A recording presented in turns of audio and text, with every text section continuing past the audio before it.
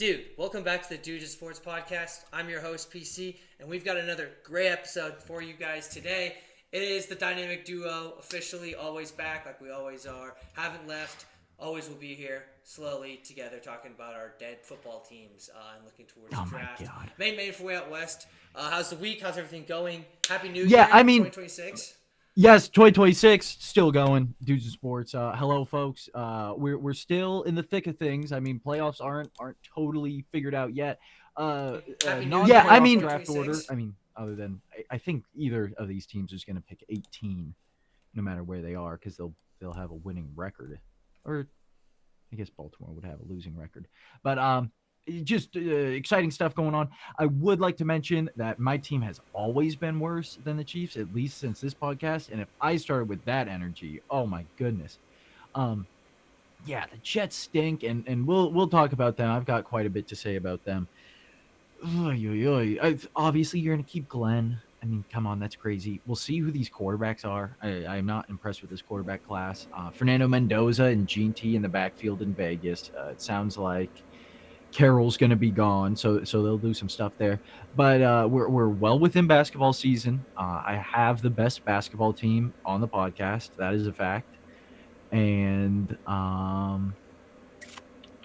baseball, probably have the best baseball team on the podcast too. Definitely best of farm system. So we're still okay. But yeah, the Jets probably might be the worst team in football. Yeah, that's pretty close, I would think. I mean, obviously the Raiders are pretty horrible, but they did beat the Chiefs today. So what does that really say about it all? And the whole But the Raiders just got Mendoza too. Yeah, true. We'll have to wait and see. Yeah, so let's get right into it. I guess we can talk NFL football. We'll go quick recap over the week. We'll just hit some of these big games, our teams, obviously. But since this is Week 18, everybody's kind of only looking for a few specific games. So let's first talk about Saturday. Saturday we had two really important games. We had the NFC South champion, the Panthers and the Buccaneers playing. The Buccaneers edging out 16-14. Bryce Young hit 2 touchdowns. This was just kind of a sloppy mess. It was raining all day in Tampa, or for the most part. I think the second half it actually kind of cleared out a little bit, but Baker Mayfield was throwing the football. They were throwing the football everywhere. Offense for the Panthers really didn't seem to get going, especially the run game. Rico had a huge turnover, and the Buccaneers were able to squeak this one out. Since the Buccaneers won, we now had to go watch the Atlanta Falcons and the Saints game. If the Atlanta Falcons won, then the Panthers made it in. If the Saints won against the Atlanta Falcons, then the Buccaneers would now be in the playoff due to this game. You got anything to talk about that, or you just want to kind of wait until we get to that Atlanta Bucks game or Atlanta Saints game on either the Panthers or the Bucks? Yeah, I mean, I like the Panthers. Panthers with Ted McMillan. That game was also such a weird game with all the penalties and obviously the rain, as you mentioned. I like. I mean, it is kind of funny that the Bucks won and then they lost in the end anyway. Strength of schedule. What are you gonna do? It makes sense. It's automatic bid in the playoff, like how Duke should have been in the college football playoff. But sneak that one in there, right? Carolina blue. Oh, yeah. Raheem Morris got fired, even though he put the Panthers in the playoffs. Actually, yeah, that's a good point, Just. Raheem Morris has more playoff victory, more times he's put the Panthers in the playoffs than he did with the Falcons. Other thing is, I mean, they did have the best backup quarterback situation, but their starter did get hurt, right? Having the backup of Shane Steichen's not as in much hot water because Daniel Jones got hurt. Right. Backup came in, right? But you had Kirk Cousins, who was originally signed to be a starter, so you were in one of the best spots. Much like how Andy Reid's in hot water because he wasn't able to win with one of Wazoo's finest, Gardner Minshew. I don't think that's. You don't want to call it that hot seat. There's no way it's hot seat. Let's be real here. Let's stop trying to throw us a little bit of chum on the rage bait here. Let's continue on with this. I mean, the Panthers are going to be good. We'll have to wait and see. Obviously, the Falcons beat the Saints today. Bryce Young's a good quarterback. I kind of like Bryce Young. I'm kind of excited for the Panthers to make it. It's another one of those fresh new teams. If my team's not going to make it, I don't want to see the same teams over and over in it. But it is kind of cool to see the Carolina Panthers make it back. Hey, remember that whole thing where the Ohio State Yeah, and J-Lo gets yeah, divorced, and she they up, open and now it's against the same the thing. They Jaguars. could maybe win the NFC other champion. They are podcast actually a stuff. plus 80 or plus 8,000 to win the NFC. And if you put $2. Are down, they plus 8,000? It's got to be like 800 It might now. be. I don't know. I think it was like 8,000. I gotta look at this because we might have to go on Cowshy Live on the podcast. This is. I think it's like. Let's go. I don't know. I saw it on. I think it was on DraftKings. Sports, NFL futures. I thought it was 8,000. Only bet within your means, and if you have a problem, call the number. I feel like we have to say that every time we talk about that.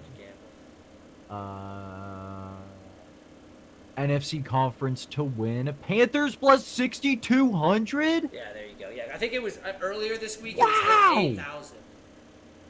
So you put $1 on there. Big money, big money, big money. Interesting to see. Very fun young team. We'll see. You never know. That's how Hey. you play the game. Oh my goodness. There's so much good gambling marketing out there.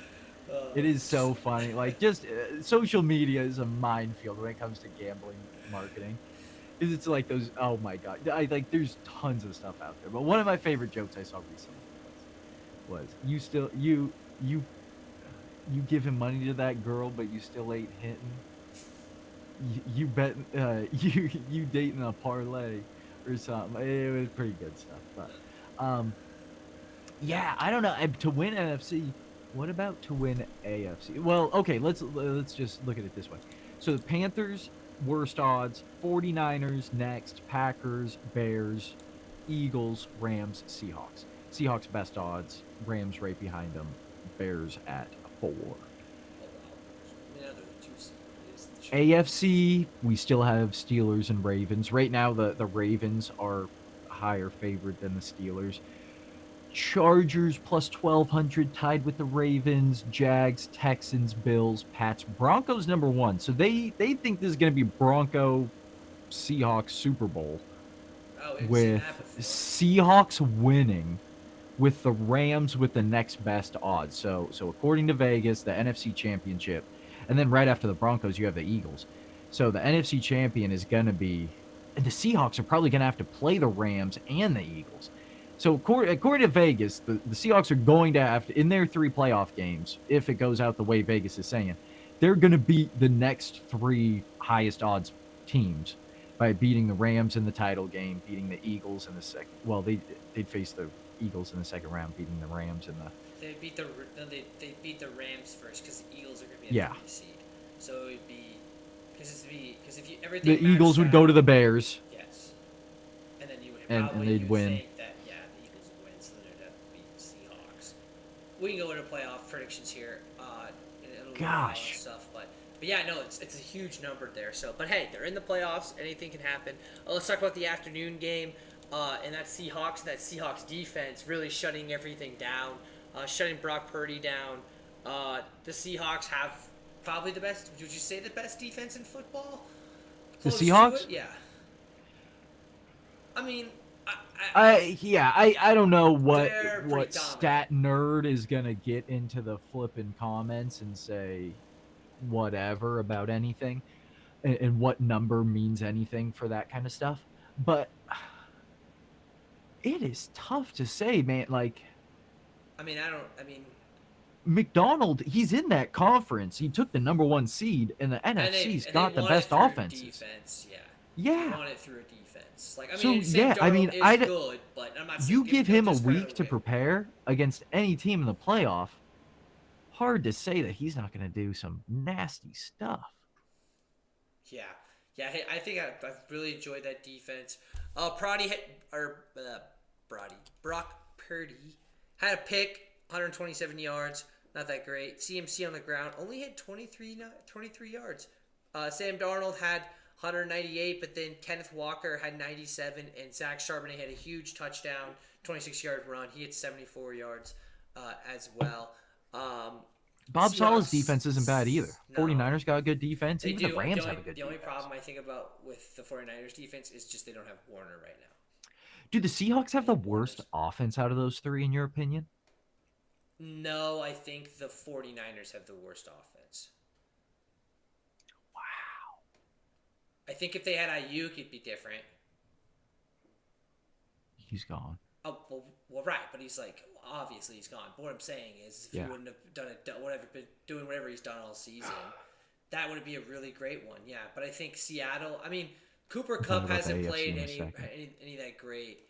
JSN, but I think Rashid Shaheed has really showed up. So the Rams have the best offense in the NFC? Yeah, I believe they do. Yeah, with Devontae, with Puka, with the MVP of the league, and Williams running the ball. Even I know how bad of a game Stafford had that last one, but I still think overall, I think he's the best player. I mean, I don't think Drake. I think Drake May was great, but I think Stafford played better. I don't know. We'll have to wait and see what everybody thinks on that. But yes, I would put the Rams offense first, the Seahawks second, 49ers third, and then out of that division, I would put the Seahawks defense first, the 49ers defense second, and then the Rams third.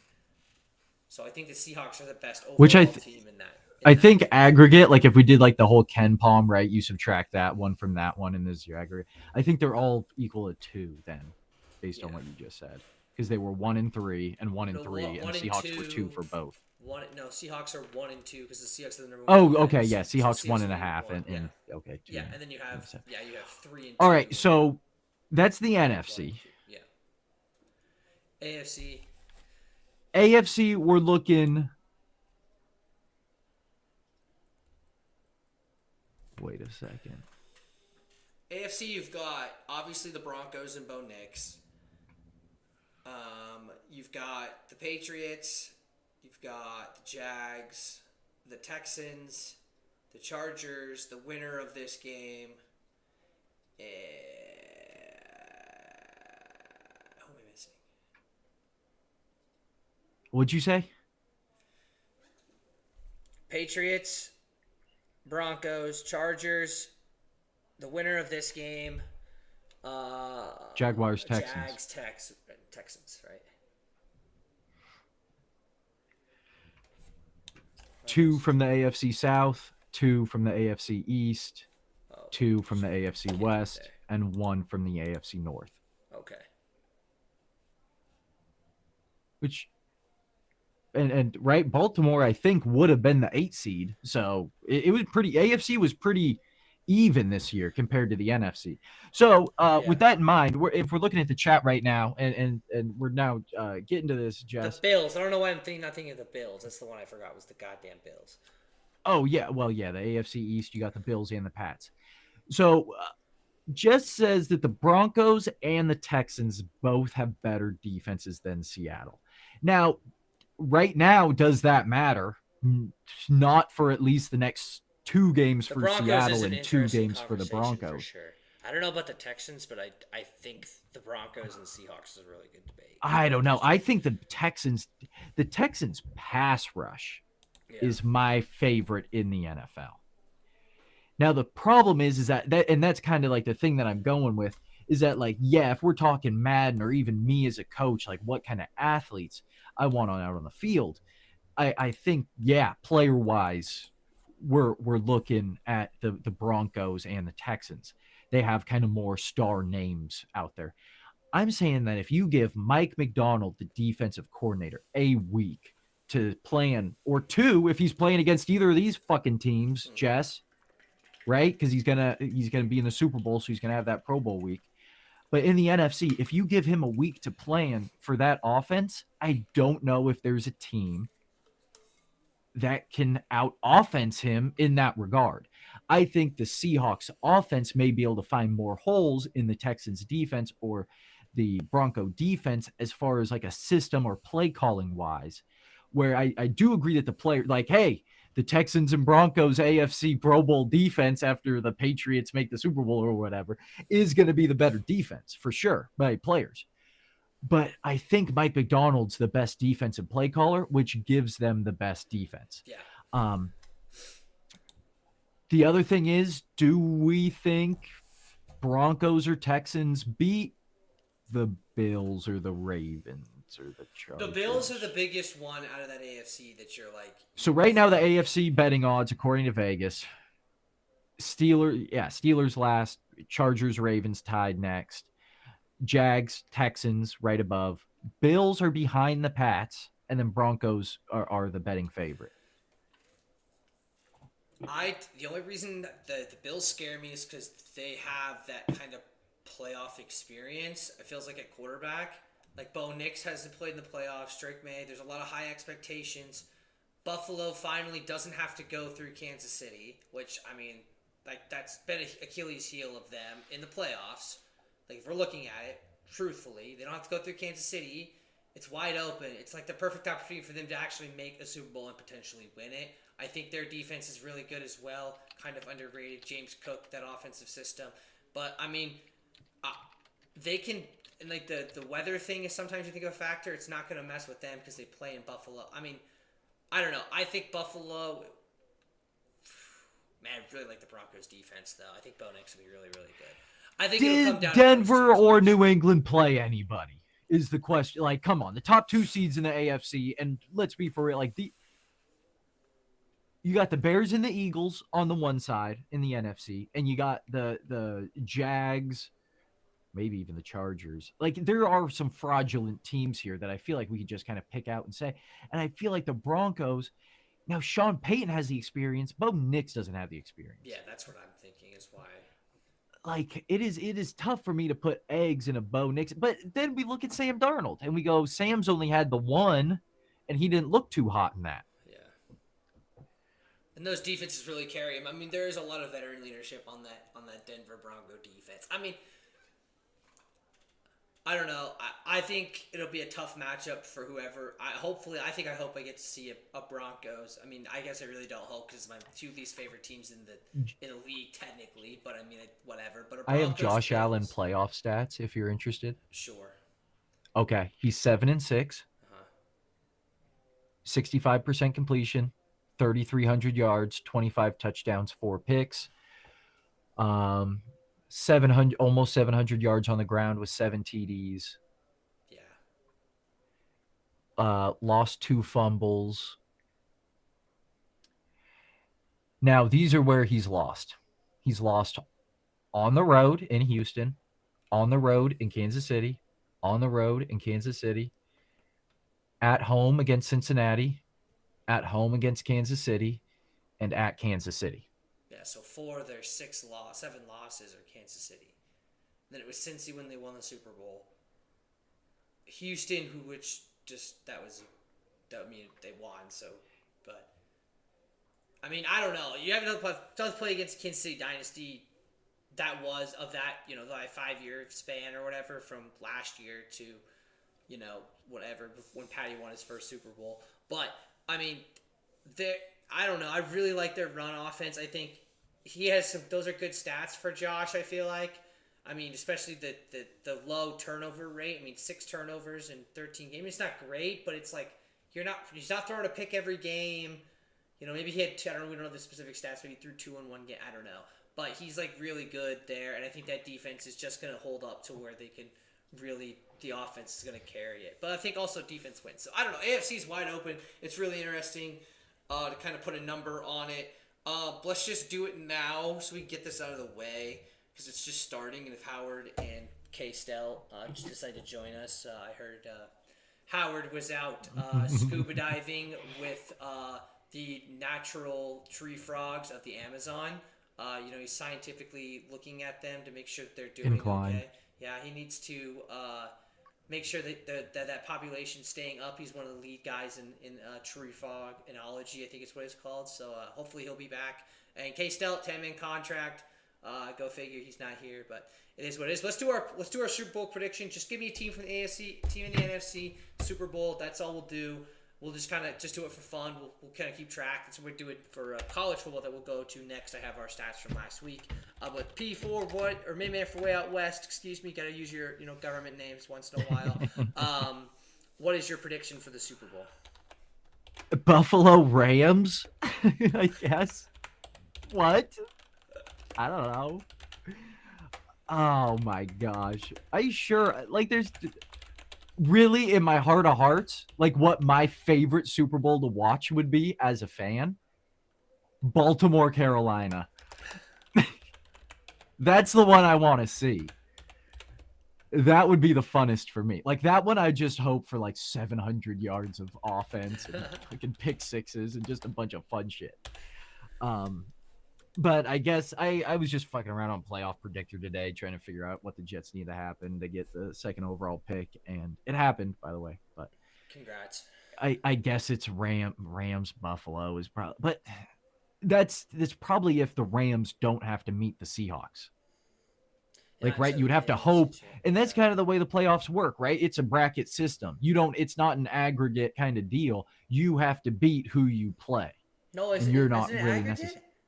No, not necessarily. Oh, look at Lamar. Deep!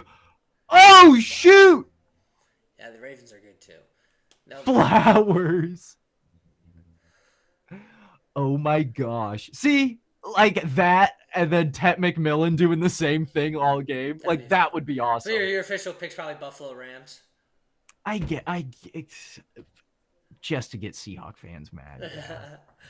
Wearing the dark. I'll hype the Seahawks fan. I am also going to take Buffalo. I think they don't have to run through the KC gauntlet. We can call it the. Why don't you say Denver?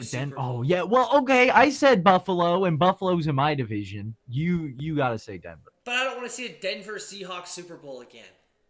Why not?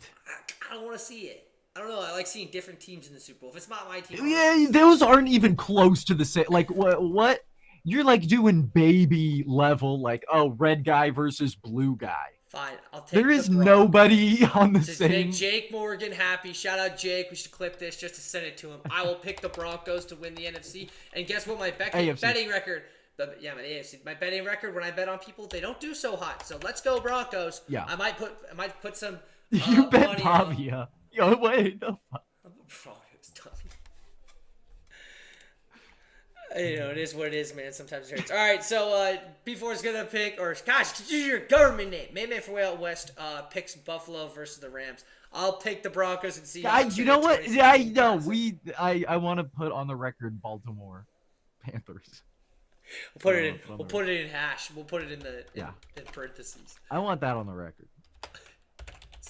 Baltimore versus Carolina. That'd be great. You know what? That would be an awesome one, would it not? Wouldn't it be better? The Steelers win this game. It's the Steelers. Yeah, the Steelers. It's over before you. Aaron Rodgers wins the Super Bowl and retires as a Super Bowl 50 champion. No. Okay, well, honestly, I would look at Rodgers and go, "You are such a front runner guy." Like Rodgers, it literally takes you to go to the two most storied franchises in all of them. Like what? Then now you're going to go to the Patriots and be their backup so you can win another Super Bowl. Like that's what I would say to Rodgers. Just me personally, because like it's one thing to be a guy in a bad situation. It's the other thing to be like a part of the bad situation. Like everyone can like leave the Jets and be like, "Oh, well, the Jets suck." Like, what about me as like a Jet? Like, right? That's the horse I trail. Yeah. So with like there is no, like I am the like chapter, like the worst years of my life in every NFL player's like book. Which is kind of fun. Yeah. I don't know. Yeah, that would be funny. But you obviously, and I don't. It's not like any of those islands in the Bahamas. But there is times where you'll place a bet and you'll lose it before you even get home. Yeah. You go, gosh darn it. That sucks. Yeah, we'll have to wait and see. Good playoff stuff coming up this next week, and we will definitely be recapping that as the NFL season winds down. As another season is winding down as well for the college football and college football playoff. We did have a very fantastic and interesting quarterfinal. If you don't remember last week, P4 and I both made our picks. The main man for Way Out West did go 2-2. He did beat the host. That was here. only 3 picks. No, it was 4. Oh, because you had Ohio State, you had Georgia, who both lost, and then you picked Indiana and Oregon to win. And then I picked. I thought we were talking about the bet. No, no. The bet will come later. No, neither one of us hit on Got the bet. you. We're both 0-2, but Yeah. we'll figure that out later. No, I won at least one of those because I Yeah, bet you won one. opposite You of won you. the yeah, you. If we want to count you as a point, you want to get a point up because we don't have any points to score. But we'll figure that out later. No, I just want to be better than you. Let's get that that's 100%. That's obvious. Everybody wants to be better than you, right? That's kind of how it is. Like this is how it is when you're being me. Everybody just wants to try to be better than me. That's Oh pretty my difficult. gosh! Look at this guy's T-shirt. Oh my gosh! Hey, You're Jeremiah so. Love. Dude, Anyways, this is how he acts in front of the refs. You're just like him, man. What a role model for Kansas City youth, Yeah, huh? they're the best, man. They're getting really educated. And then you talk smack about Notre Dame. You would have opted out too. I did. You would have opted out too. No, are you joking? Oh my god! If Mahomes didn't tear if Mahomes tore his like ACL, if you guys were like in the same position as like Baltimore was in, you would be like, oh well, this playoff doesn't even count. Yeah, probably. That's how that works. Welcome to being good. That's how we act when that happens. College football playoff. I can't even get a fucking offsides penalty called like every once in a while. My quarterbacks, I swear to God, you can look this up. Like we have the least amount of roughing the passer call. Like I feel like we get like 2 a season. Mahomes gets 3 a game. Like it's nuts. And I'm not saying that like whatever, right? But like I swear to God, like even the referees are walking by like pick yourself up. Like look at Brady Cook, and Cook's like face mask is all turned sideways. Like give us a fuck. If anyone deserved a break, it's definitely the Jets. So let's talk about these college football games. We had the first one of the new year. I was thoroughly enjoying my New Year's with some friends, but we did get to see this game says a he's little bit. 30 minutes away. Oh my god, dude, that clown, bro! I swear, might as well just end it before he gets on here, so he doesn't have any time to talk about his nonsense. Oh my gosh, he's got 25 minutes on your Shremsky going to the Marlins. Yeah, that's the best. We totally want to hear all that from the K-Stel himself. Miami wins. In an absolute kind of classic there. Carson Beck came back. The defense played the best, looks like one of the best ones in the nation, actually, from this game. This Miami defense was always known to be good. They shut down the Texas A&M team in that opening round. They kind of shut down Sayin in this game, and they were really specifically trying to pull up my stats here real quick. Here it is. College football bracket. Yeah, 24-14. Yeah, Carson Beck had 1 touchdown. Sayin had 2 interceptions. Miami had 1 turnover. Ohio State had 2, but as I was saying, Miami kind of shut down Texas. Is it fair that they get to have Michael Irvin on the sideline? It's kind of like. I think if he was like, they should put him on the injury report. He's the sister team of college football. Well, yeah, exactly. Like he's got to be on the injury report. If he's not on the sideline, I think it's at least a half-point swing. Hey man, he's getting the crowd hyped to him. Dude, the players. Yeah. I could give. Well, I guess the crowd plays a little bit, but I think. Yeah. Oh my gosh, I think COVID rules, no fans. But Michael Irvin not or on sideline, probably 1.5 swing regardless of what stadium it's at. Yeah, oh man, that's jeez. Oh man. But Miami really got off to a hot start early, up 14-0. Scott had a 72-yard interception, returned for a touchdown early there in the second quarter. Sayin did have a rush in for a touchdown. Then it kind of went back and forth, but that defense is going to be really, really tough to beat. A surprising upset. Ohio State only lost to Indiana, did lose to Miami, ACC team. Hey, maybe Duke should have made it because now the ACC looks pretty good. No, let's not get that into the head of the main man from way out west. It was already there. We don't need that nonsense. It's stewing around. Never wrong, just early. But Miami ends up winning. Mensa is going to be quarterback 1 next year. You're going to be like, well, I thought Arch Manning because of his last name. You see that he was faster than fucking Saquon, though? Who did they put? They put him like, he like ran 20. Well, can we talk about the other bowl game? Wait. Yeah, because the Texas game was recent. We haven't, that was. No, that was before. Since last Sunday, right? Yeah. Yeah, so we'll Yeah, talk they about won. They those. beat Michigan. Yeah, 'Cause and he Arch ran. Manning looked good. He had the fucking 40-yard run that was like 21 miles an hour. Yeah. Yeah, he's nuts. He's insane. He just needs. I mean, you just tell with the whole football. Like, is it his IQ or just can't read it, the defense as well? He needs to work on it a little bit more. Is that the whole ass? Was that the whole thing about it? But I felt like at the end of this year, he really started to find himself. So I think next year we should see like a really, really good Arch. Yeah, it was his first year start. I mean, I can't believe it. Same thing with all these quarterbacks, right? Like, you want to like already put the nail in the coffin before the kid even gets a chance. Like, Tyler Shuck's killing it right now. Yeah. You're like, yeah. whoa, maybe he could actually be that guy. Or you suck, and next year's class might be loaded, dude. Yeah, it looks like it. Yeah. But could the Jets like not pick anybody this year? Could you imagine if they went like defensive lineman, No, I wide could. receiver? And then The what? Like, who do they roll out? Fucking Mark know. Sanchez? Somebody, yeah. And like, like You're just hoping try to get. Dante's not going to go back. Because I think Dante's. But even still, like, the Jets next year would be bad again. Like, I have no idea what. We do have like 40 free agents this year. Yeah. Like, the entire team is being replaced. We have 100 million cap space. See if that helps out the Jets specifically. So Miami ends up winning. They will play. Everybody thought it was going to be Georgia, and honestly, probably the best game of the weekend to me personally.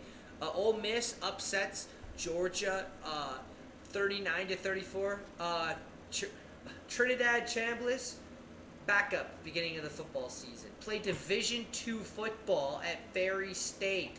This guy is a fucking monster. 2 touchdowns, 362 yards. He played Division II football. Yeah, he played to Division II football for 2 years actually before he moved to Ole Miss. You know who he lost to at No, Ferris State? No, Pittsburgh State. nice. Who's their mascot? Gorillas. Oh my god. Yeah. Yeah, but Well, he's what really, conference really is that? good. What conference is that? I don't even know what conference they're in. They're in the same one as UCM. I don't remember what UCM says. I never went to any UCM stuff. Hardly ever. Chambliss had 2 touchdowns, 362 yards. Lacey had 98 yards. Oh 2 my touchdowns. God, Fryer-Muth But he had a costly fumble that actually put Georgia up 10 in the 4th. And then Trinidad put his magical, like college football style plays in action and ends up coming back and defeating Georgia. Ole Miss getting a final stop to stun them at the very end. It was an unbelievable football game. They had a safety at the very end. That's why it ended up being 39-34. Trinidad, hell of a quarterback. Lacey's a great running back. He made a really costly mistake, but kind of made up for it. Their running team's great. Everybody seems to be behind the new head coach, which is something. Yeah, I mean, they need to change the calendar. Yeah. Because the transfer portal's open right now. Right. We got LSU needs their coaches back. Yeah. Yeah, they gotta fix that. Like, this is nuts. It's crazy that they didn't consider that the teams in the Final Four wouldn't have any transfers or that the coach might leave. Yeah, now those teams have to worry about the playoff and keeping Which guys all and that stuff recruiting guys. doesn't make sense to me any. Like, No, the that's fact the that whole a thing coach about could college. It's the same thing leave college in the middle of a basketball, season. Why that is. It's just, It it's doesn't just make the way any it is. sense to me. And we talked in the Dudes of Sports chat about the NBA and the NFL and how they have free agency post-draft and pre-draft and how it maybe makes more sense. But you definitely don't do it in the middle of the fucking season. Yeah, especially Like, in the middle of the playoffs. there's a reason they have a trade deadline and fucking free agency stuff and like certain rules. Like, They you need can't to fix just be. that for sure. It's just really bad. Is that Now you're getting NBA players playing in college. Yeah, it's just how it is. I mean, It's I getting don't know. crazy. It's What are you running like a snow blower outside? What Dude, are you I don't doing? even know. It's my gosh dang. It's like my heater or something. I have no idea what's going on with this thing. It's been so loud the entire time. I have no idea what it is. It's just going to continue to be flipping loud. But you know what? We're just going to have to deal with it on the Dudes of Sports podcast because we don't make enough money. Just donate, sponsor, like, subscribe. Make us some money so maybe we can get some Donate better to the Super equipment. Yeah, but Trinidad really good. Ole Miss. Who do you? Early prediction here. We'll write it down for us so we know. Who do you have? Ole Miss or Miami? In the Miami minus semifinal. 3.5. Gosh. Let's see what Action Network has for. Sorry, no free ads, but they have Miami as the second favorite, just in front of Oregon, just by the skin of their teeth. Some books you could even get Oregon better than. Donors need to know where the money's heading before the end of Q4. Well, actually, Kyle, now that you say that, we're going to be, once the transcript comes out, there's going to be audits ran on this fucking thing. And I was trying to keep this off the books as the CFO of Dudes in Sports. Anti-bureaucracy. Oh, Jesus. Where's PC? He needs to be here when I do stuff like this. Okay, back to gambling. Bet within your means, and I was trying to see what was wrong with my heaters, so that I don't know why it sounds And like then it's not just about to freaking explode, boosh. bro.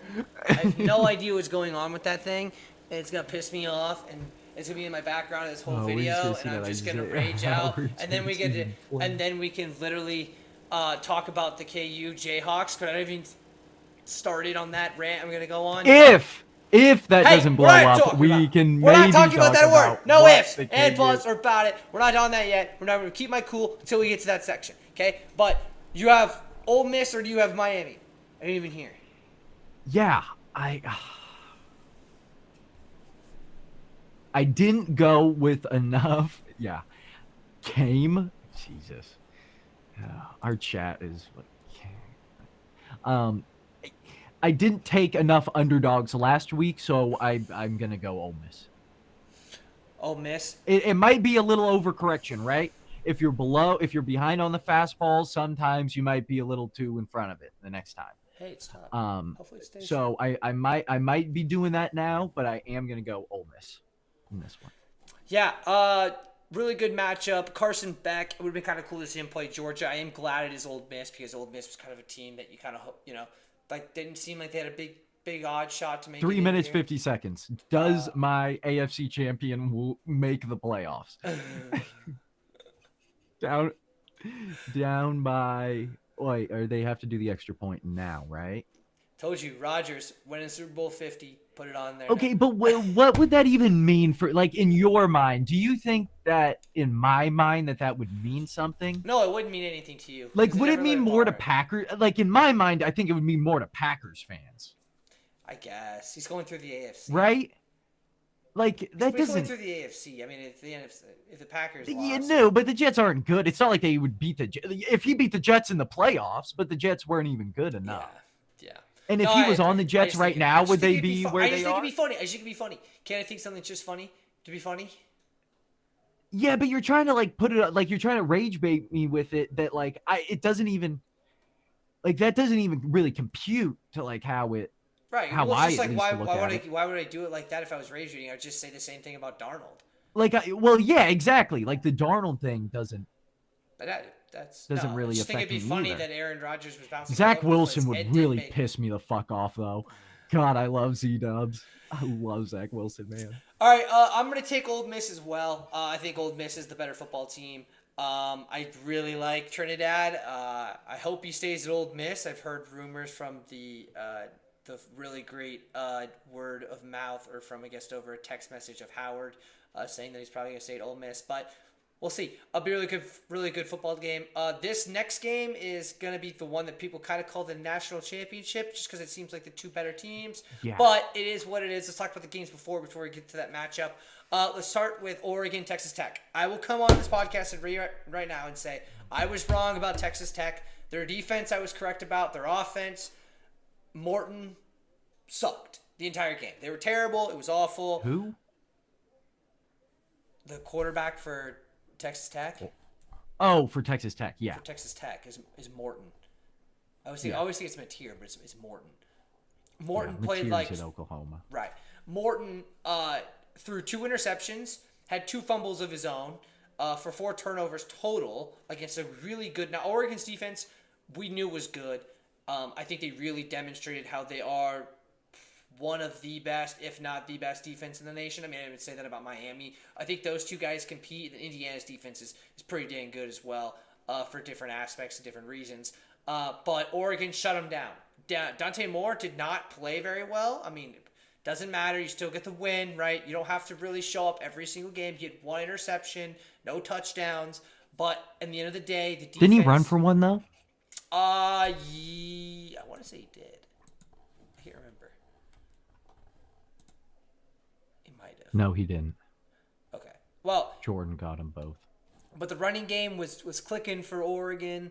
He must have had a long run, because I thought he had a long run or something.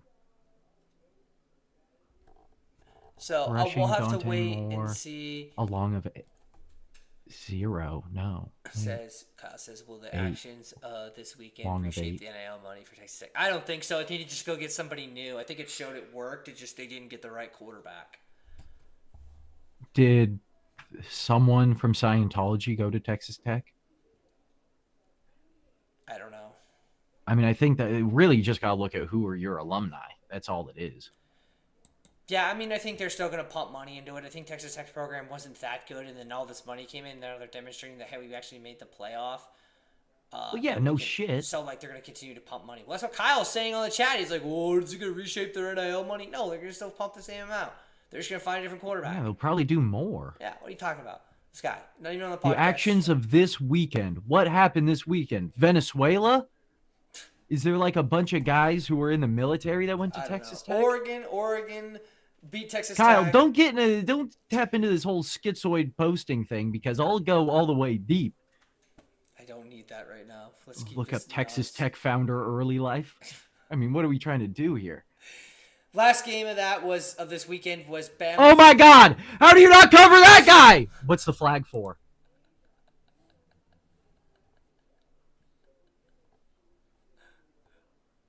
Don't be thinking, oh, in the first interview, I like cookies and big dog. You're supposed to be our number one, Bama versus and you're Indiana. playing like a bum. Bama versus Indiana. Keon Coleman actually had a pretty decent game against the Jets today. I should start dressing like Cam Newton. Oh my God, this kid. We're done. This is off the rails already. We're like gone off the rails. It's just not even barely 40 minutes. Kyle's not even here yet. I know. I'm trying to get through this so that he doesn't even need a word. Oh, Kyle, give your final thoughts. Be great. Bama versus Indiana. Indiana demonstrates why they're the number one seed. They mauled Alabama. Ty Simpson did get hurt in the middle of the game. They had to play their backup quarterback. But it was over before then. Fernando Mendoza is like, I like to hear the announcer say this is a really good description. He's like a point guard. He's going to get the ball to the player. That's going to make the best benefit move out of that. And he's really precise in his decision making on who he's going to throw the football to. Not just one receiver, but he's looking at the best option. He's kind of playing field general, which is really good to see. He hit 3 touchdowns. The running game was really good as well for Indiana. Alabama was just all out of sorts. It's the worst loss. Well, I think that was the thing, is that Alabama was just a bad team, and they just took full advantage of such. Yeah, they found the like weakness you and can't just really look at exploited it. these stats and then look at like Dante Moore's stats against Texas Tech, which Texas Tech I think was proven is the better defense over Alabama, and then go, okay, well, if these both played each other on the same day, then Mendoza would have totally outperformed Moore. And like, no, I still think that this game is going to be close. This is going to be a good game. Yeah, it's not like Indiana's going to, but I mean, they did play earlier this season. It was one of Moore's worst games, but also it wasn't Mendoza's best game either. I mean, Moore too. Moore was spread the ball around a little bit too. Kenyon Sadiq wasn't his number one. It's actually another tight end, so he's not afraid to work the middle of the field. I don't know. I get that Moore's box score wasn't awesome, but will Mendoza spend more time on his post-game speech or time on film? I think Mendoza just goes straight from the chest. I don't think there is anything, which kind of makes it even better. And he does sound AI generated. It's kind of like that Russell Wilson thing where like he's like cosplaying quarterback. But I think he is like kind of like just like that half. And Now with the DSM-5, everybody's got something wrong with them mentally. But it's kind of like that little like like he's actually just like, I'm one of 22 players on this team of Indiana, and I'm the best. He's a good, yeah. I think he's a good quarterback. When he goes into that Vegas locker room, depending on who that coach is, I think he's going to be able to really rally those troops, and they might not be good for a while, but it will be a fun quarterback to have in Vegas. He's not going to be. Oh my gosh! Imagine the Pavia in Vegas. I mean, better I'll put Manziel there or something. Having Sumlin coach. But yeah, whatever. I like Mendoza a lot, and yeah, Mendoza's just gonna watch the film and do good. God, Calvin Austin's such a good receiver, man. Now, what if that's a guy the Chiefs picked up? He'd be a baller. Yeah, so now we've got Indiana versus Oregon. A really good game. Obviously, Oregon's defense. Is there such thing as ethical marketing? All right, just Indiana, a 22-man team that seems to be winning for each other as much as themselves. Who do you got in this pretty big semifinal match between Oregon? Sorry, we didn't talk about Ty Simpson. Well, Ty Simpson, he got hurt in the middle of the game. He was benched. Yeah, he got hurt. He got benched, but he got hurt. Does that mean he has to stay? No, I still think he gets drafted somewhere. I thought he got hurt. Do you think he'll declare after that showing? I don't see the... I mean, unless they're going to try to run it back, but I think Brian Williams is going to go in the portal. I don't think he's going to be at Alabama anymore. He had a really bad game. He had a good season. He's shown flashes of being an NFL quarterback. I know it's just flashes, and usually that's like, oh, great. But can you find a home somewhere where he can develop and become a really good quarterback? I mean, I don't know what help it's going to... I mean, unless you go... I mean, they're going to probably give him a bag if he comes back, so I guess. But, like, I mean, that's with anybody. If you give somebody a big enough bag, unless you're going to be the number one pick in the draft. Yeah, but is that showing, like... And, right, the one thing that you don't get a pick, do you think Shador really I guess he want to be a Brown more than a Raven, is what kind of... Ty Simpson should not get drafted. No, I don't think that's necessarily true. But that's kind of what I'm saying right now. Is like, does he have to? So one bad performance slews away an entire football season of good. But was it? Yeah, it was. Like it feels like Ty Simpson was almost the Darren Peterson of this football season, where it's like, okay, but once he gets in the playoff, then they're fine. Well, actually. Like, did he won really a playoff game? It's not like he didn't do anything. He came back against Oklahoma. I guess you could keep saying 28 touchdowns, 5 picks, 145 rating. It's his only true year of starting. Me come back. I'm not saying he can't come back. I just don't like Case Stelton. He's already a being junior. A freaking clown, being like, "Oh, he's not gonna get drafted." You're like that's me. That's like trying to rage bait. Like me saying Pavia is gonna get drafted. Okay, like let's leave that alone. I don't know if it's a better chance of him coming back than not getting drafted. But there's a better chance of him coming back than not getting drafted. Yeah. No, there's a better chance of him coming back to Alabama than entering the draft and not getting drafted. Yes. Yeah. If he goes in the draft, he'll probably get drafted. But that's what I'm saying. Is like, is that? But yeah, like from his perspective, like why would he want to? Like, is this? I don't know why. Because you want, because the other quarterbacks that are going to be in the draft next year are already better than you. Right, and that's kind of the other thing. Like, am I guaranteed QB2? Like, it's a tough one because he didn't. Right, Moore is above him, guaranteed. Yeah. Right, this year, if they both declared this year, Moore is above him, and there's not really anything Simpson can do. But even still, right, we'll have those years that, like, we think a guy like a Kenny Pickett is the number one quarterback, and he'll still wait until the pick to get drafted. I don't know if you're the second best quarterback, that maybe doesn't guarantee that you're going to the Jets at number 2. Right. I fucking hope the Jets don't pick him at number 2. Oh my God. I don't think so, but I mean, I think if he would have made a run, there could have actually been a chance, just because But like, he didn't make a run, so.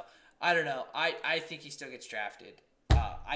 there's a huge consideration. I understand the point of him coming back to Alabama. I would not be Oh my surprised if gosh. he came back from Calvin Alabama. Austin just scored a touchdown, 55 seconds left. Jesus Christ.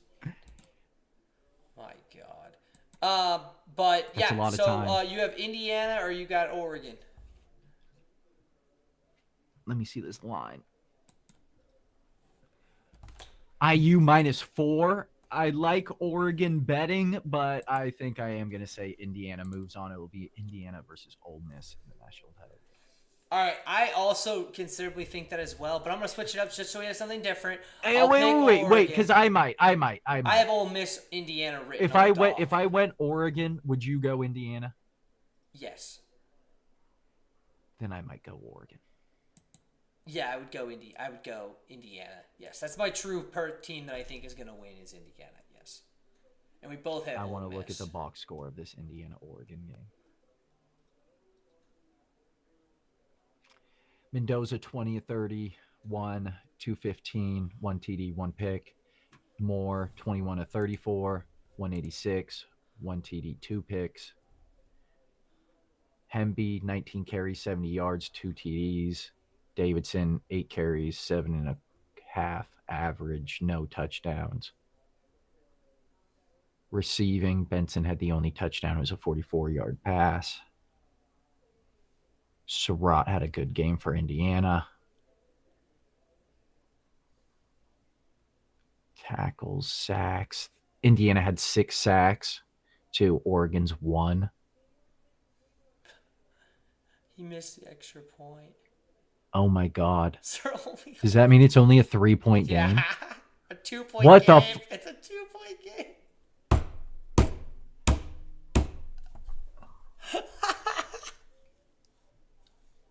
55 seconds, what? 3 timeouts to get into field goal range to win the game. I mean, I do get the people who think the NFL is rigged. Like but that's like the whole thing, right? That's why like you can't, how can you not be romantic about baseball? Like it is like beautiful written stories, and that's kind of the whole point. Like I'll tell you this, I've coached and played sport, not obviously at this level.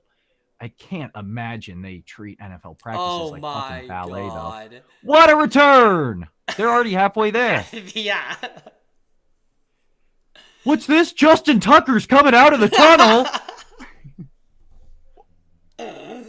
I don't know, man. This could be an awesome end to a football game here. If Luke misses this Baltimore team is hot, man. They're gonna make the playoffs and go all the way to the Super Bowl. They gotta play. They'll play.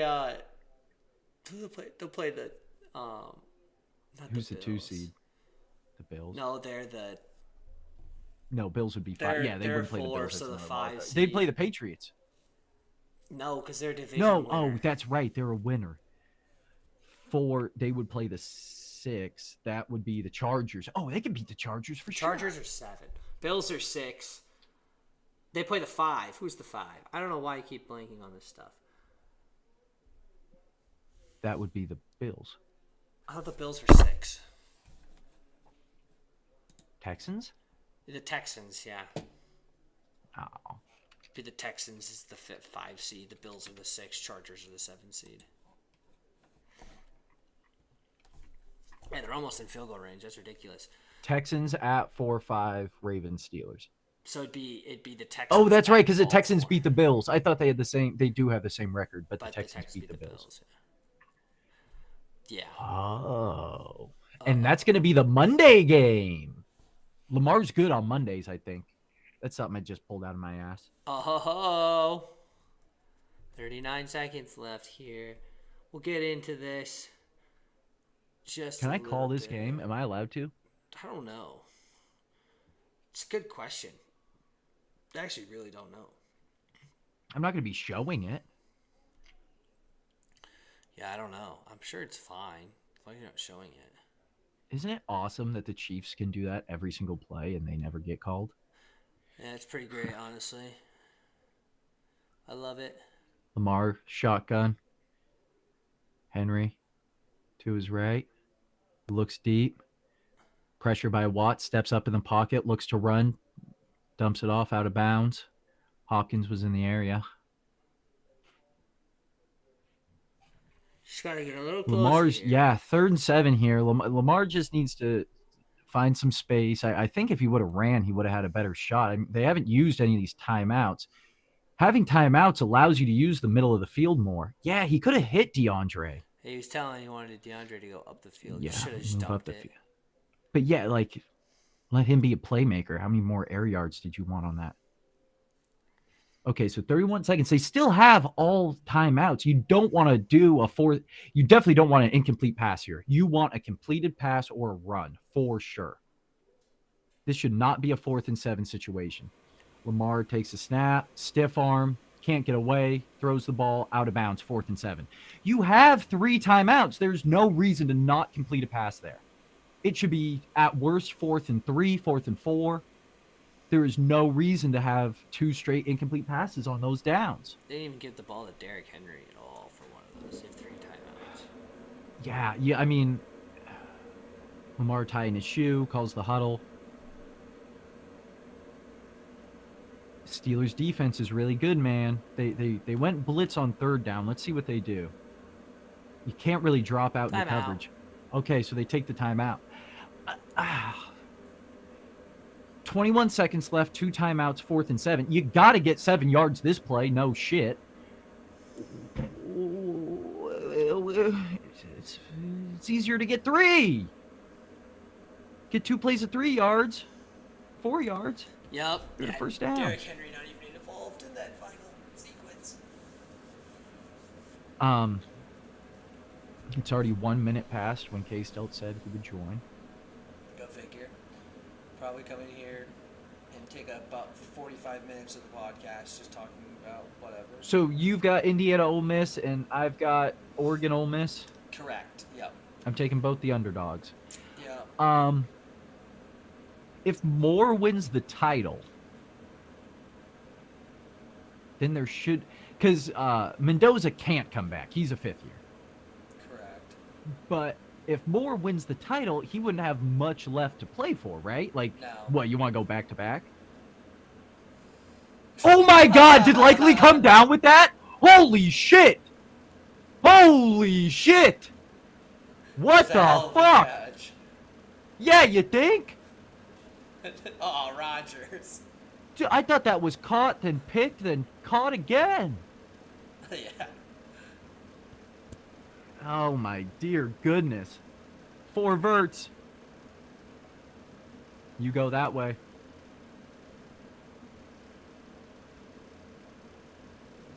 It's really only 3 verts. They had Andrews in the block. Oof.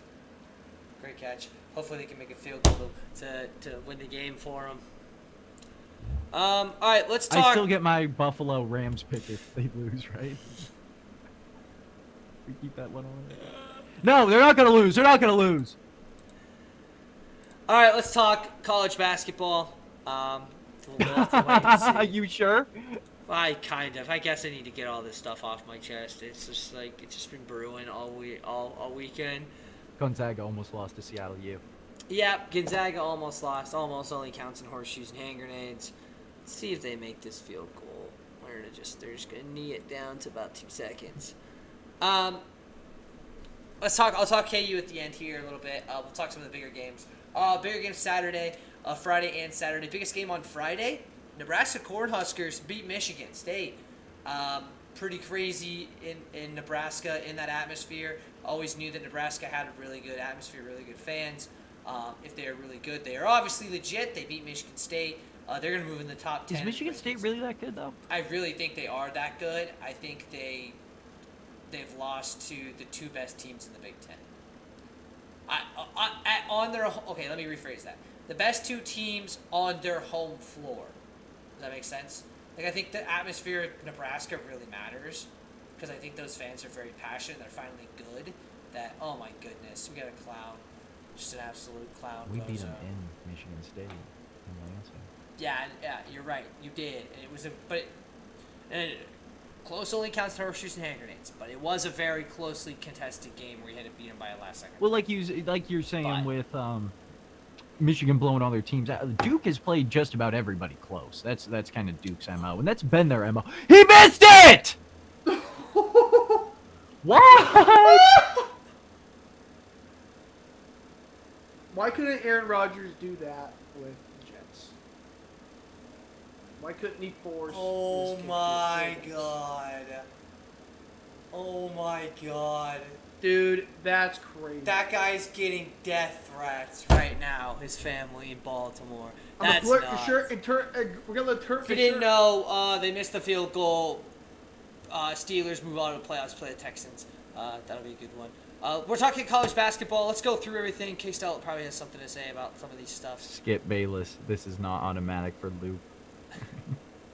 The Nebraska looks really good. I think Michigan State's still a really good basketball team, but Nebraska played. There was a little bit of actions that was pretty nuts that happened in that game. The celebration of shooting a guy that ended up, that guy actually was sidelined due to a gunshot wound, and then posting it on Instagram is pretty crazy work. But I think I don't know if he's getting punished for that by the university. Did he get a technical for that? He got a technical foul for the action. But then, later he got the picture of him doing it and posted it on Instagram, whatever. But pretty crazy stuff there. White boys going crazy up there in Nebraska. And they are a top 10 team in the nation right now currently from being that good. Oh, Pupperson. On other news for notable wins, Arkansas beat Tennessee. Two really good SEC teams. The SEC is definitely down this year as they were from last year. The ACC is definitely up from last year. But the SEC is definitely a lot lower. Arkansas won 86-75. Darius Acuff Jr., the highly talented Arkansas freshman, had 29 points. Him and this whole squad was really good. Malik Ewan had 12, and then Malik Thomas had 18. But it's Darius Acuff Jr. who played well. Nate Ahmed, who was supposed to be a top 5 pick in the draft for Tennessee, 4 for 9, 13 points. Not that great of a game for him. But Arkansas kind of established themselves as one of the top probably 2-3 teams in the SEC. You can say Bama's up there as well as maybe another sleeper team I'm not currently thinking of. But Tennessee's now 10-4. I have them completely out of the rankings, I believe. No, I don't. I need to replace them actually with somebody because they definitely don't need to be in here. But Tennessee, not a great loss. Bless you. But they're still going to be okay. Still got plenty of opportunities in the SEC. Arkansas played better. In the other notables that I've got for the Corner 3 report, SMU beats North Carolina. Actually beats North Carolina's breaks in 93-84. I believe the score. Let me get these stats real quick. 97-83. Huge game for Boopy Miller. It's great name there for SMU Mustangs. He went 10 for 13 from the field, 3 for 5 from three-pointer with 27 points. Him and Corey Washington together. Corey Washington 7 for 10, 5 for 7 from 3, 23 points. Lit it up against North Carolina. North Carolina's outstanding freshman in Caleb Wilson had 13 points, 6 from 11 from the floor, and missed his only 3-point attempt. Again, not a great showing from one of those star freshmen part of this class. But SMU 12-2. They might sneak into these rankings a little bit. I might actually put them in there. That's actually a really good win for them. The SMU has only lost. They've lost to LSU and Vanderbilt, which Vanderbilt's a really good squad. So LSU I don't think is too bad. But 12-2, good win, good opening start win for SMU in ACC play. That'll be much more competitive. I think the top end is the top end of the ACC and Duke only, but I think the rest of that mix is definitely in there. The next big one I've got is Mizzou beating Florida. Pretty crazy stuff there. Mizzou, not to dog on a Mizzou team because I'm a Kansas fan. Missouri's team has not really played that well. They lost to Notre Dame. Big win against Florida, going 1-0 in the SEC right now. Mark Mitchell had only 14 points for Mizzou, but Anthony Robinson II had 19. They had 10 points off the bench from Trent Pierce. Florida Gators, their front court in Condon only had 14 points, but 3 for 8 from field goal. Thomas Thomas Hauk had 9 for 20, had 24 points, but 9 for 20 is not very good. 2 for 6 from 3. And then their prize transfer portal gets that have been a real struggle this year. Bookie Flan, 2 for 10, 6 points. Xavier Lee, 4 for 10 with 11 points. A combined 3 for 13 from 3 in this game. The guard play is an issue in Florida. Really bad issue. Speaking of really bad issue at one of those top teams that a lot of people, including myself, had ranked, is St. John's. They lose to Providence. I know they're not a ranked team, but this is a team that was ranked in many people's, including myself's, top 5. They lose 71-77. Ejiofor has 33 points and 15 blocks, but has no help from anybody else. Ian Jackson, 1 for 8 for 6 points, is not going to cut it from your top NIL guy. Bryce Hopkins, 3 for 13, 9 points against his old team. Not good at all. Jalen Sellers had 15 points. Really good shooting day for him. And Stefan Vax had 16 points and was 4 for 6 from 3 for Providence. K-Stel can kind of answer this question. I don't know, P4 probably not have much opinion. Based on the rankings in the Dudes of Sports rankings and a lot of rankings all over the nation at the very beginning of the preseason, lots of teams had St. John's and Florida in their top 5. To this point, which team has a worse, which team has been the bigger disappointment in their season? Is it the St. John's or is it Florida? Based off of what's gone on in their leagues and the expectation they had at the beginning of the year. I would have to say St. John's because they were a team that I expected them to get better. It's hard to ask a Florida team to get better from what they were last season. Yeah. Like, that was correct. Like, imagine if they... But, I mean, I guess UConn did it in 23. They were like, are they going to be better than what they were in 22? And then they were. So it's like, whoa. Now that question can be answered. So, no, but St. John's, I think Rick Pitino is going to have a conversation with himself and how he goes about his business, how he goes about his recruiting style, because it just might not work anymore. Right. Like, getting to the kids nowadays isn't really the style that it was back in the day. You've gone through how many generations of kids? And now, like, you're getting to a generation where it's, like, a lot of these kids are a lot different than what they were back in the day. They have more say over you now than you have over them. So when you come in and you try to do your business, and they go, that sucks, I'm going to go play for another school that will let me do whatever and give me more money. Now you're playing with thin ice.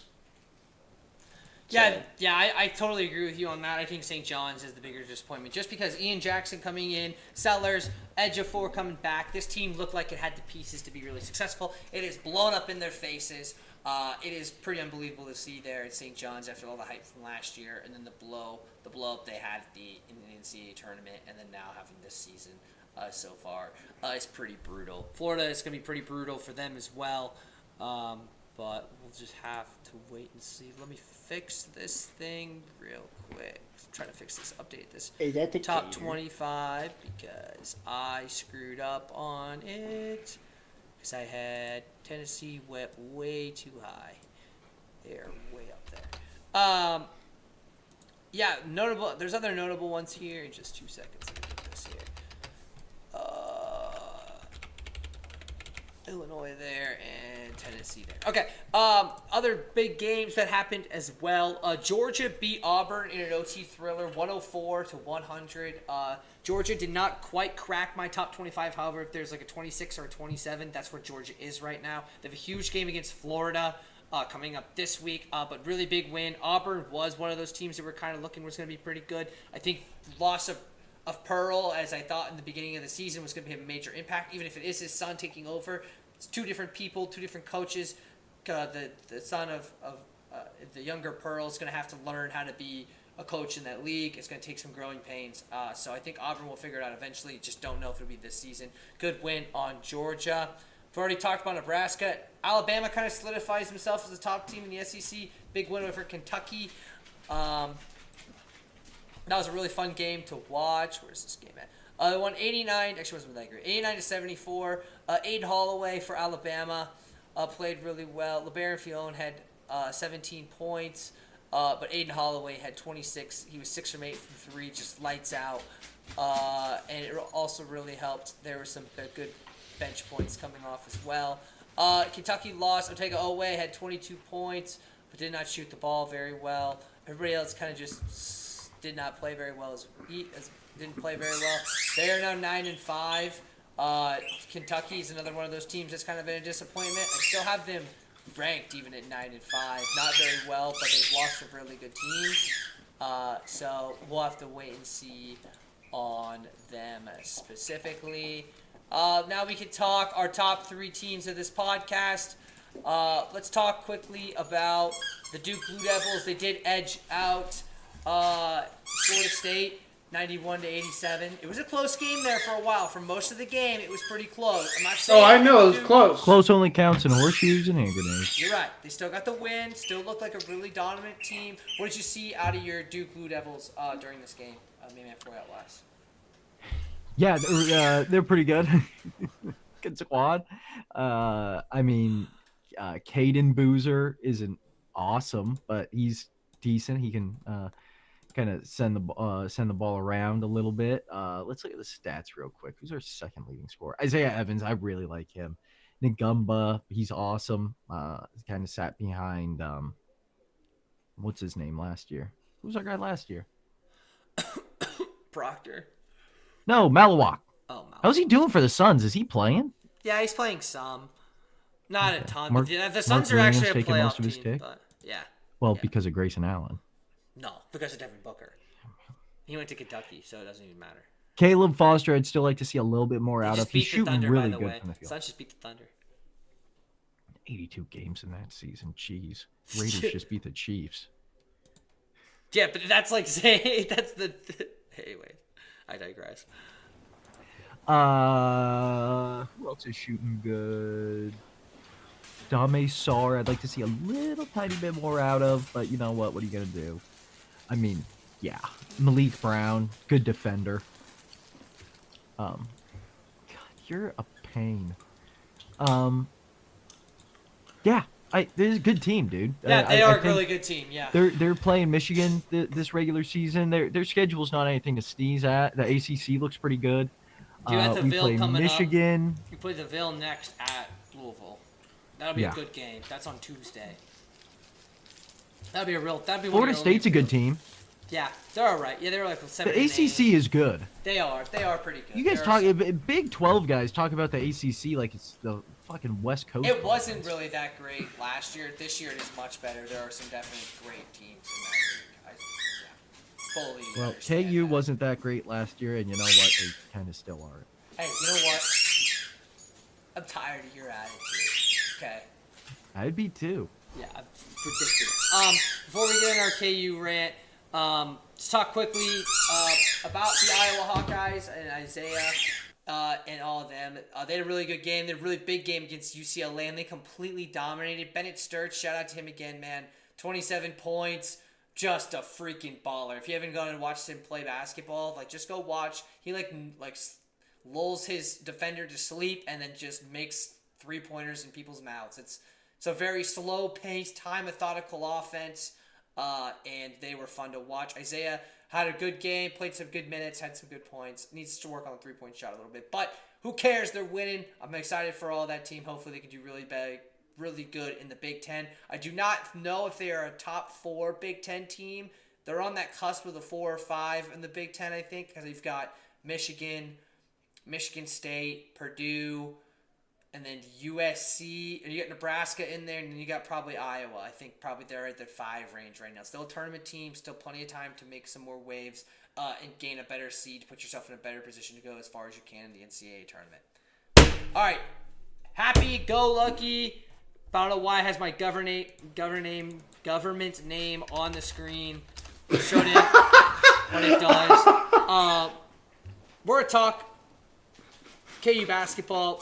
I'm about to act like Frank the Tank around here for about how awful this basketball team is and how you stand by a team and you use the big word if. And maybe if way out west likes to totally act all nonchalant over there in his chair, whatever, right? But this team Look at Floyd. should be good. No, let's not even get there yet. We're not even talking Look about at him his yet. attempts. We're not going to talk about him yet. We are going to talk about him. We're not talking about him yet. Okay? This is an embarrassing loss. I know they're 12-1. Doesn't matter. 12-1. Doesn't matter. It's UCF. It's the opening round of the Big 12. Their gym is hard to shoot in. Your whole team is back. Your whole team. Nice. Good Nice. Job. Put that on there. 100%. Everybody's back. You ever seen Hoosiers? You ever see the movie when he goes in there and he's got the tape measure?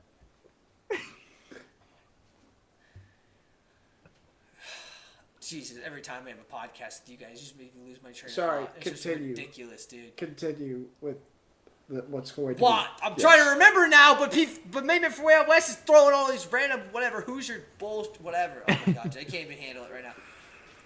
You have everybody healthy, okay, and you're supposed to be good, okay, and then you end up throwing out this dog shit game like this, okay. Case already mentioned it. This is not acceptable. Baduga, what are we doing here, bro? You played Bull's little brother and you couldn't play anymore? Is that his fault? Is that his Would fault? I call him a little brother if he's also 7'8"? Well, age-wise specifically, I think grammatically correct to call him a little Kid brother. brother. But, I mean, you have to take more shots than this. I don't care. You have to take more than 5 shots. If you are a second best player in the big self system, you have to be doing more than doing 5 shots. Okay, you get 9 rebounds, great. You don't even get double-digit rebounds. So if you're not taking shots, you're not really rebounding the ball very much, and you're not really passing the ball, like, what are you doing? And usually we have guys around that can usually step up. Okay, Melvin Council had 20 points. They're all in the second half. I mean, great. Nice, you made it close for us, but you could have made it for you. Trey White just shit the bed. 4 for 13. 1 from 5 from 3. Marco didn't show up, didn't play well.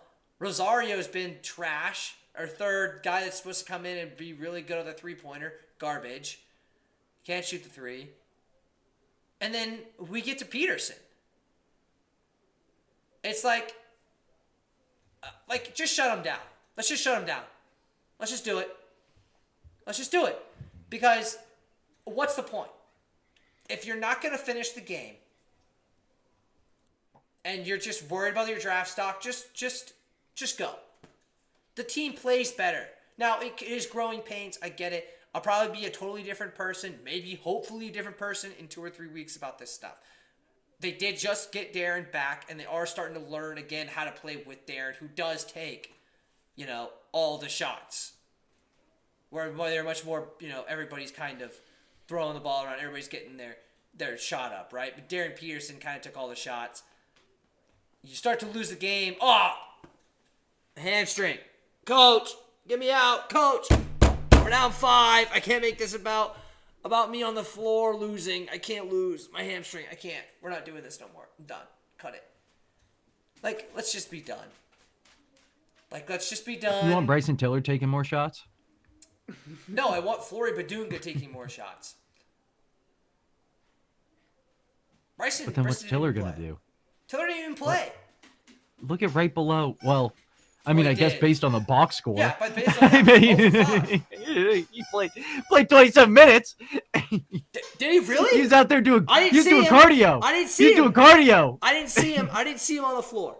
This is.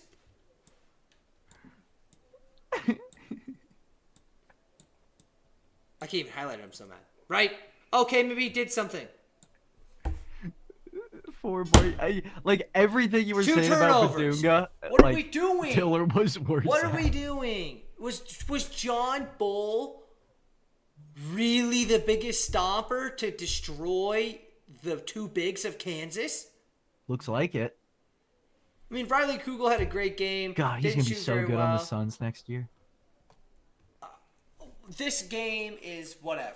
Okay, it sucks. I'm hot because I don't even have them in my top 25 anymore. I took them all the way out. I can't. After I put UCF actually in, but if they got to play better than this, if they have any shot, if they play like this, they're gonna lose in the round of 64, round of 32 again, and then people are gonna really start considering Bill Self being pushed out, and I don't think that's right. But I mean, you can't have this out of Badunga and Tiller again. You need Peterson to play the whole game or not at all. He just needs to be better than this. Got plenty of season left. I know it's not a huge rant on it. K-Stout, do you have anything you want to say on it, or I kind of cover it?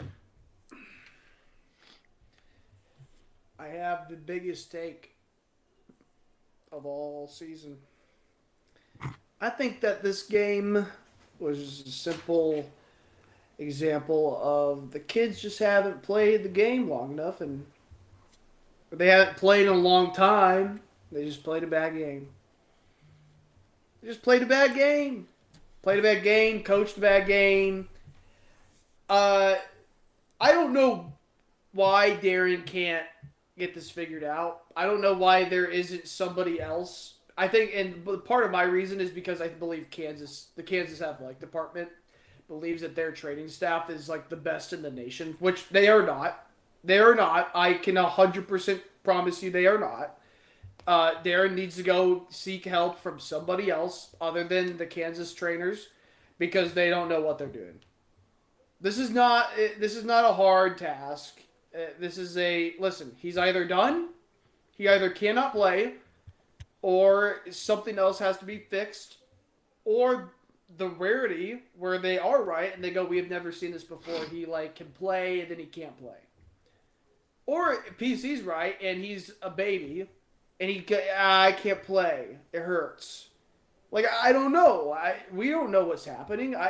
I don't want to put blame on him because I think he wants to play. I think the more that he knows, the more that he plays, the more that his draft stock goes up. That's just he knows that. Everyone knows that. So I have a hard time believing that him not playing helps his draft stock. I don't know what this is about, but at the end of the day, when I look at the box score and I see Kansas is at halftime, and I see Kansas is down by 6 points, Darren Peterson has 21 points. He's 7 for 15 for field goal attempts. And Flory Badunga has 3 field goal attempts in the entire half. I think that might be a Bill Self issue. I think that might be, hey, Darren, how about we get our big man more opportunities to score so that we can spread out the offense? We work inside first, and then we move it outside, because once our big man establishes that he's really good, then the defense collapses, and then our offense on the perimeter has an opportunity to score. That's not happening. Darren Peterson scores all the points. Yay! But then at the end of the day, first of all, our defense sucked. Our defense is so inconsistent. It's either the best in the nation or it's the worst in the nation. Also, and Trey White sucks at playing defense. I don't know what the hell that was. He was awful. He was awful at this team is so inconsistent, which I would much rather take, in my opinion, than what last year was. Because last year was just bad. They were just bad. I had to watch Hunter Dickinson try to still have faith in this team that it can be successful. No, I mean they'll be okay. Melvin Counts. The ceiling, I think, is probably second in the Big 12. That's okay ceiling. What seed does that put you at? I'd put us in 3 or 2. A second. That's a 2 seed. 2 seed in March. You still think you'll be a 2 seed in March? If we're second in the Big 12, that's the absolute ceiling, right? That's the absolute is what we're saying. That's not our prediction. They're not. No, it's a ceiling. It's not a prediction. My prediction is they're probably top 6. There you go. They're 4 or 5. Top 6 seed. Top 6 in the Big 12. Which would put them at what seed? A 4 seed. I'd say no less than 4. Really? Yeah, But isn't that 4 times 4 is less than I don't know what's going to happen this season. That's the thing. 25? I don't know if they go, listen, we're shutting him down until we figure out what's wrong with him. Because that would be the right move. It would. So what if his family is going, no, make him play, and the staff is like, we can't. Is that like, ceiling considering Darren Peterson is playing the best basketball that we think he can? No, the ceiling is however it comes to be. Either Darren Peterson, I don't know, because like, Do we see this happening though? but the ceiling can't, like, yeah, it can happen. Let's say Darren Peterson figures out that, oh, this is the way we can win games. Like, a lot of And games how would many be of the really good. multiverses does it happen? Yeah, but like right? Darren Peterson should know better than anyone that if he's taking the most shots on the court, that's not the best way to win the ball. He should know that. Who should be taking the most? Well, okay, I said that wrong. He shouldn't be taking the most by like 10 shots. Okay. Like if he's like if our second field goal He can't be the attempts- only guy. Yeah, like if Oh, so the whole thing that PC's been saying about Cam Boozer this whole season is actually the problem with Cam I don't know what happened. Cam Boozer has other teammates that have been able to help out. He's learned to play. Well, exactly, but first. early, like you were, like that was your whole knock on Duke is that they weren't, and now they can, and they have them. That's why like, they're I- ranked 8th in the nation. In the AP pool, in mine, they're 6th. They're a good. The funniest thing basketball is basketball team. There's still problems with that the basketball. funniest thing about this whole thing is that Kansas's bench players are so unbelievably inconsistent at like a Jekyll and Hyde level. They're at either the worst players you've ever seen play, or they're the best sixth men you've ever seen play. Cole Rosario, who didn't make a single shot, was better than 5 other players on the court. Just because of how hard he played. What are we doing? We can't have these things anymore where kids who can't shoot a ball have a better impact on the floor than other players. Why are you dribbling the ball off of your leg, El Marco? Huh? I do that. That's what I do.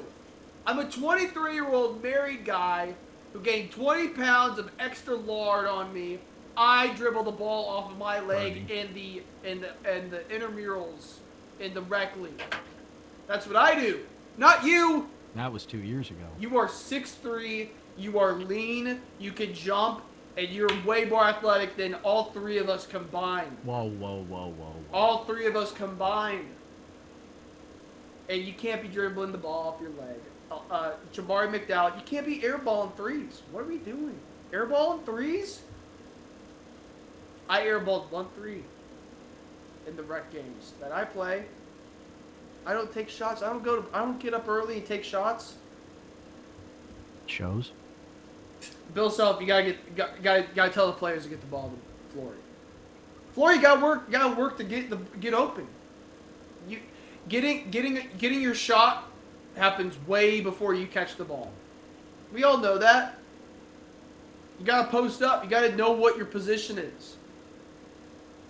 But a kid's name's got Bull on the back. Can't do a thing. Anyways, it's just frustrating. Enough of that. It's like, They play tell the TCU on kids. Tuesday. Hopefully, they get. They're gonna get their ass kicked. by TCU. I don't think so. Oh yeah. Are they at TCU or at? It doesn't even matter. It doesn't even matter. First game I ever took Aubrey to Allen Fieldhouse. KU got beat by 20 points. First time it ever happened in like 15 years. Updated rankings before we move on to our betting stuff, since there's no MLB or UFC.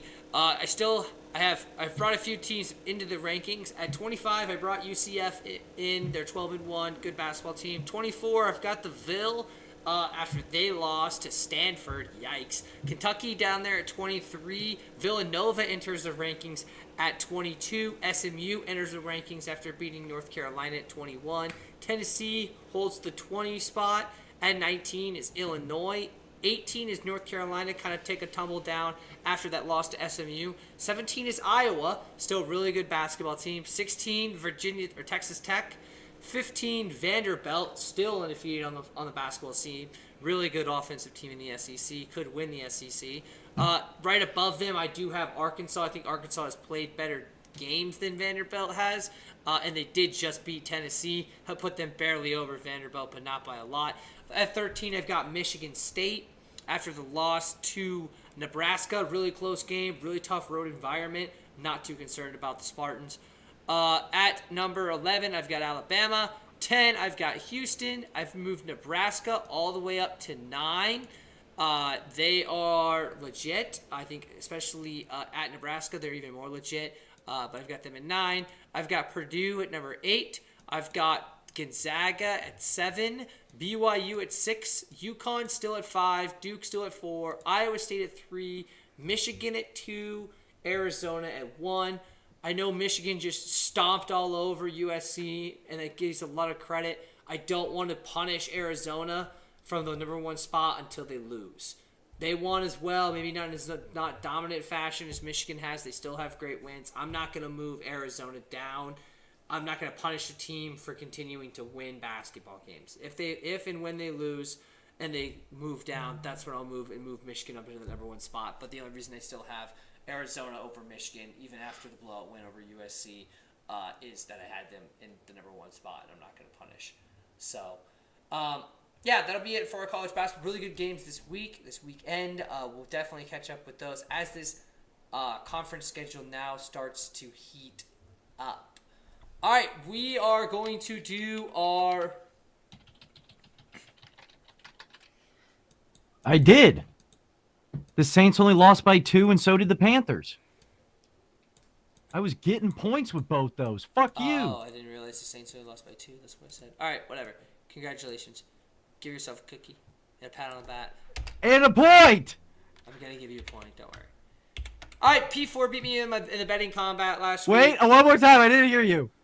The main man from way out west, the D-bag from the west side, the guy that's in the orange hair and green and blue and whatever the crap is over there. Congratulations. The Sportsmanship Award winner for 2001, even though that was honestly rigged, kind of like some other things that get voted on. But he will continue to have the 1 point. He did get the Iowa +4 as they won. The Panthers only lost by 2. The Saints only lost by 2. He hit that parlay. He does officially have 1 point. I still have 0 points. My parlay did horrible. Vandy lost. Georgia lost. And then I did get Miami right. But we are going to play together again as a team to see if we can get a point. It is what it is. Oh, well. What do you mean, oh, well? I won money. Congratulations. I wish I was as cool as you. It's just Money's fake, remember? It's not real. It's just Okay, I was right. I predicted the future. All of us here together, we're going to play together. That's so funny. And then next week. I fucking won that. Next week, if K-Stell's here. You were like, there's no way we'll ever. I'll be here. I'll be here next week. I'll be here next week. We'll play betting combat again next week where we all pick a parlay. But let's play the team one again together so we're all here together as friend and co-harmony so I don't have to freaking get way down in this game because I suck at this stuff. I'm going to pick my pick for the 3-pick parlay as the guys kind of pick theirs. I am going to go to the college football playoff. Right now the line is Ole Miss +3.5. I think that's nuts. I think Ole Miss is going to win this football game, especially even 3.5. I mean, if they, it kind of seems like maybe they lose by a field goal, still win, even if they hit it, miss a field goal or lose by a field goal, still get that number. So I am going to take Ole Miss +3.5. I think that's going to be a really exciting game. Maybe if we're out west, you do have the only points of the season so far going into week 3. What is your pick a part of our parlay? Now, I did pick 3 underdogs, and I did say I think that they were going to win outright. 2 of those were false. They didn't win outright. They did cover. I got playoff football getting double-digit points at home. I'm sticking with the Panthers. Double digits points. They won this game 3 weeks ago. Yeah. Now, I'm not saying it's going to happen, and since the Ravens lost, I do have the Rams in the Super Bowl. But 10 points, 10 points is a home dog in the playoffs. You got to be shitting me. The other lines, just for those interested, I'll give K-Stelt some time to think about what he wants to do for his bet.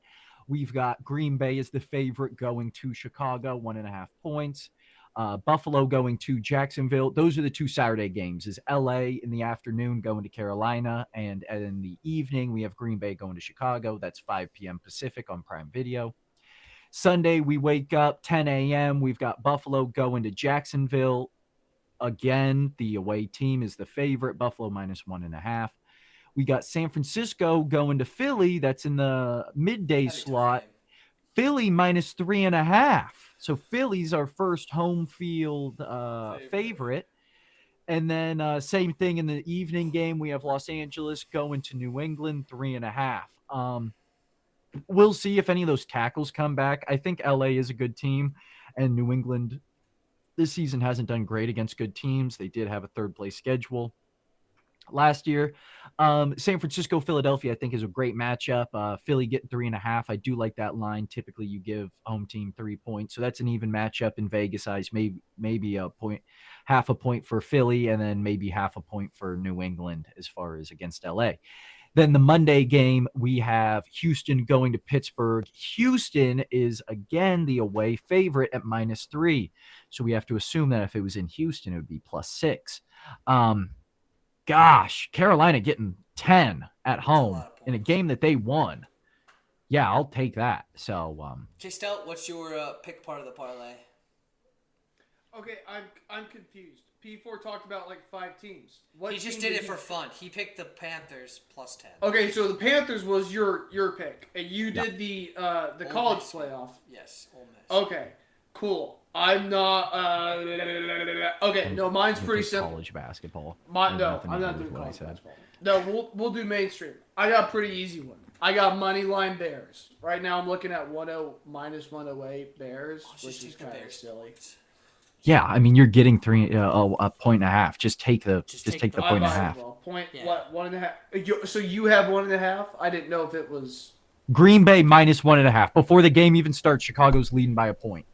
If you lose by 1, you're fine. Okay, fine. Yeah, I'll do that. No reason not to, right? Yeah. No, of course not. Free point. 10.5. 10 plus 10 points at home is crazy. Yeah. 10 points at home. In a game that they won earlier. Bro, I'm getting a ticket. I'm going. I'm going Panthers. Matt Stafford, you suck. You bum. I'll be there for him, bro. Are you kidding me? That's so disrespectful. You want to go to Carolina next week? No, I'll do it. What is it? Saturday? Saturday. I got family there. You want to fly me Our out? parlay I shot him. I've done it. It's also the cheapest playoff game. It was raining. No. Sorry, the Houston at Pittsburgh's the cheapest playoff. It was game. raining. What do you think the most expensive playoff game is? Most expensive? Okay, Bears might be a big one. Bears is the most expensive Yeah. by hundreds of dollars. Bears. Philly is behind Jacksonville. I think that's what it is. It's the teams that haven't been to the playoff. Like Philly's, they don't care about the divisional round. Yeah. They don't give a fuck. Jacksonville, the whole city. Parade is out my city, yeah. Didn't Jacksonville have a playoff game 2 years ago, though? Yeah. No, that was more than Jacksonville. Yeah, they did. It was 2 2 years ago. Was No, 3 years ago. Was it three. home? That wasn't the year that the Texans. That won was the division and year the Texans had the home game. No, because the chart. Remember, Justin Herbert went to Jacksonville. Went to Jacksonville up 24, and then they lost. Do you think it has to do with the capacity too? Like SoFi's so big. I think it has to do with. Actually, there's not even a game. The pizza population Buffalo in chicken Washington D.C. There's a spike. Our parlay, we've got Ole Miss +3.5, Panthers +10, and Bears +1.5. We'll come check on that next week. Getting kind of towards that time. Let's hear the final thoughts from the dudes that are here. Glad that we had 3 of the 4 here. Man, we're hoping that 4th one eventually figures out some time to get back. Where did he didn't even come? Whatever. That's so obvious. That's gonna happen. That's so unbelievable. K-Stel. No, take that name off the bet list. K-Stel. I know it's I know. Isaiah's, but it's getting. That's fine. It's you know what. and it's already been to the point. Yeah, you got to prove me wrong now. You know what? All right, Zach Wilson. His paycheck goes from 0 to 0. That's what it goes K-Stout, to. what's your final words to the people? Here's the final words. Nick Howard. We're hey, okay. K-Stout is here. You said we had no baseball talk. Matt Cottrell, 3 years. Mikel Garcia is going to be at the hot corner in Olathe, Kansas for the next. No, he won't. Where's the stadium going, Kyle? Oh, I don't know. Dude, Kansas City. In your backyard? I have to drive in and pick my wife up from work in Kansas City all the time, and every time it's dark, it is just blue. They are just begging. They're like, please stay in Kansas City, Missouri. Oh, I thought it was all Duke fans. Yeah, they're just Duke fans. They're like, we're excited for Cam Boozer. He's a really good player. No. Hey, is it Jeremiah Love or is it Eric Bieniemy or both? We did talk about that. I'm sad. We could have made that for 5. You should bring back Eric Bieniemy as the head coach. That's what we should do. We should just say, get out of here. Andy, get out of here, dude. Bring in Pete Carroll. Take care of your family. That was low. That was low. This dog is going crazy behind me, bro. Wow. I'm good. Go on. Hey, man, for way out west, what's your final words to the people?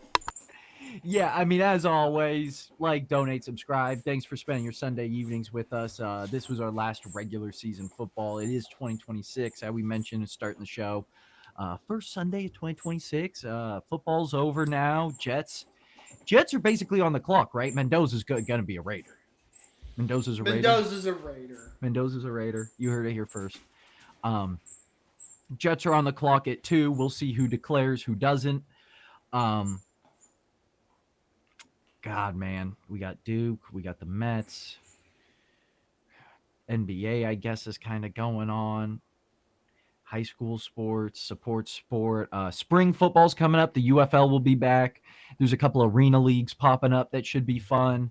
Obviously, there's a lot of turnover kind of in the second tier of football, but please go out there, support sport. There's going to be some awesome stuff coming up in that. We'd like to see that. Gosh, I mean, yeah, I don't know. I mean, I guess I could go in a little bit of thing about the Jets. It's got to be so hard to be a coach in the NFL or Tyler Loop missing that field goal and just the worst of people who aren't even like the best burger flipper at the fucking McDonald's that they work at like the third best McDonald's in their town, and what they have to say about them doing like some of the hardest stuff. I think in the world, at least as far as sports goes and stuff, and to me at least, I hold sports in such a high regard. I like what I see with this Jets team. I like what I heard from the players after the game. There was some interesting stuff that was said. A lot of players said that this was the worst time they ever had playing football and kind of corrected it by saying that, but it is all of our faults. There's players who are free agents who said they want to come back, which I think is an interesting kind of thing. Aaron Glenn is always very hush-hush in the media, which is something that I like. I feel like him and Woody are on the same page, which I don't know if that's even a good thing, but it seems to me that Glenn's going to be here at least until he starts winning, I guess. But I'd like to see how it goes. I'm excited. We got a lot of draft picks. I mean, like, give me something fun to root for. I mean, I can't just watch Johnny Mitchell like drop all those passes. And hey, I was a fan of him for those weeks that he was going off, but it is tough. Like, our starting defensive backs this week, like, it was a flipping AFL team. It was goofy. Mitch Trubisky had 4 touchdowns. I mean, what the heck? We didn't get a pick all season. I did not know that Shane Buechele was throwing the rock for KC today. What? When did that happen? Did you see that, bro? Shane is it Buechele or Buechele? He was. I think he was a Bills quarterback for a little bit. Yeah. He's been in the His league fourth for a season. minute. He went to SMU. He's just He been. didn't get the start though, did he? It was Olakun. No, it was the Chris kid, Oladukum, Oladukin. I don't know. I just see him. I just went on X and I just see this because I didn't watch the game. I was like, please. Yeah, and we also had Kenny Pick. We had 2 quarterbacks in the Dude, game for both Could you teams. imagine if we had the scoregami 9-11? Not really, Kyle. like- Anyways, PC, go ahead. Yeah, great way to end Goodbye, the folks. podcast. Like, comment, subscribe, share with your friends. Even if you don't like it, I mean, just put it on in the background or something, right? I mean, what's the worst you got to lose? We're just a couple dudes talking about sports. Like P4 said, mainly from way out west. Like, subscribe. We're always live podcast 9:30 Central, 7:30 for you East or